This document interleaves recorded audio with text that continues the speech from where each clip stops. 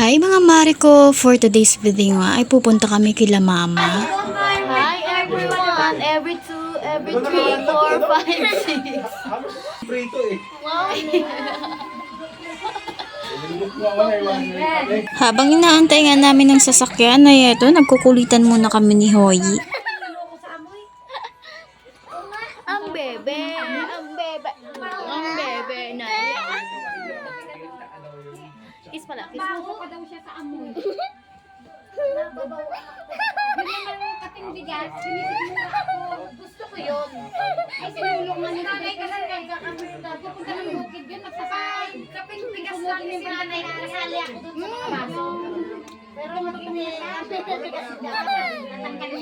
Nagantay nga lang kami ng ilang minuto at maya-maya na ay dumating na ang sasakyan na nirenta ng aking biyanan. Kaya po binubuhat nila kay ko si mama kasi na milestroke po yan si mama noong 2024 pa at hanggang ngayon di pa siya nakaka-recover. I mean, meron namang improvement pero hanggang ngayon di pa siya totally recover. Pinapanalangin namin na sana as soon as possible ay makarecover na siya para makalakad na siya ulit. Pupunta nga pala kami ngayon sa city kasi sasama kami ni mama mag-grocery. Habang nagmumuni-muni nga si mama na nakikinig ng kanyang sound trip ay ako naman, ito si video dito, video sa likod nga pala nakaupo si Ken, si Kuya Marvin, si Ate Normalin at si Zion. Medyo mahaba nga ang aming biyahe at medyo maalog pa talaga sa bandang likod. Si Ate Normalin at si Zion ay nahilo na rin talaga. Pagkalipas nga ng ilang minuto ay heto, nakarating na kami sa Walter Mart. Dito nga pala kami mag-grocery pero bago ang lahat ay pumunta muna kami sa may Mang Inasal kasi nag-order sila ng aming pagkain at doon kami mamaya kakain. Voice over take over. Before we eat there, we went to the department store and Mommy Mercy bought us Christmas gift. Thank you so much, Mommy Mercy. We love you. Loves yung anak mo. You find the small one. That's too big daw. This one na lang.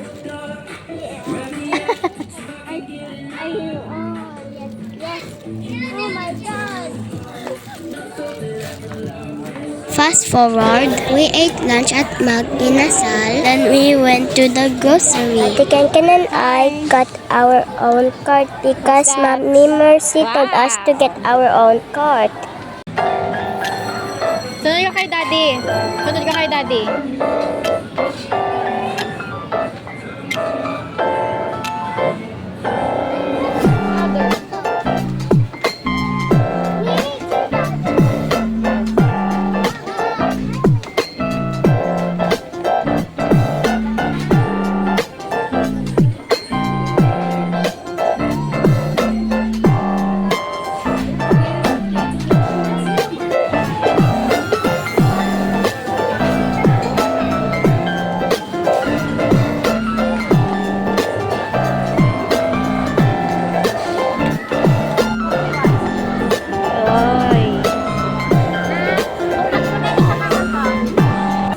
Pauwi na kami.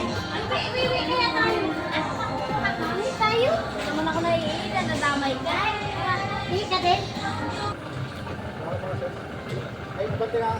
Hindi na nga kami magkakasya sa sasakyan dahil nga medyo maraming box ang ikakarga kaya heto, nag-trek na lang kami nila Ate Normalin, Jovi, Kuya Marvin at ako. Binigyan nga din pala kami ni biyanan ko ng pamasahe pa uwi mula Subic Walter Mart hanggang San Juan Castillejos at ang singil sa amin ay 400 pesos. Hindi ko alam kung makatarong ang singil yon pero galing kasi sa pilahan itong try. Pagkalipas nga ng ilang oras ay nagpaalam na rin kami kay mama na uuwi na rin kami kasi nga paggabi na.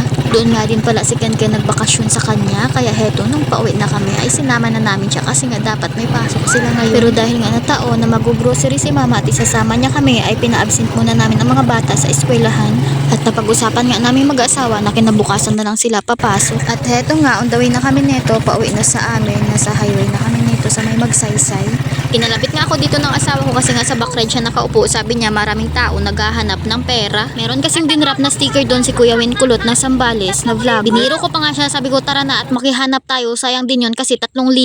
Malapit na nga pala kami nito sa amin at bago matapos tong video na to ay gusto ko lang magpasalamat sa aking biyanan. Maraming salamat po sa groceries at sa Christmas gift na binigay mo sa amin. Maraming salamat din po kay Kuya Driver na isang tawag lang ay sinusundo din kami kaagad. Sa aking mga followers na sumusuporta sa mga videos ko, maraming salamat po sa inyo. O siya, hanggang dito na lamang po. See you on my next vlog. Thank you for watching. Bye!